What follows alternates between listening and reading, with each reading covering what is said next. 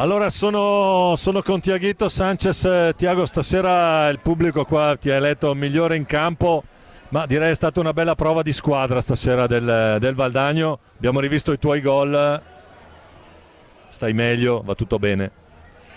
Buonasera a tutti, sì, la verità è che mi sento meglio, mi mancava magari fare il gol, ma come dici te, quello lì è un sport di squadra e sto meglio per il mio compagno anche, per Valdagno che mi aiutano sempre. E è stato 1 o 2 settimane difficili per me, per la mano, ma ancora sono tornato bene e era importante quella vittoria lì a casa.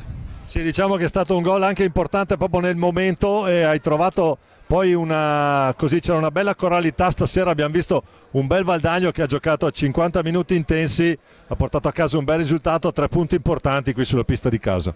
Sì, abbiamo fatto anche una buona partita contro la partita scorsa, Con Novara? con Novara. Abbiamo parlato di questo in spogliatoio, mancava magari a questa squadra dar continuità a vittoria, a stare bene in pista, a stare bene 50 minuti, che penso che abbiamo partite che potevamo anche vincere, ma il secondo tempo stato un po'.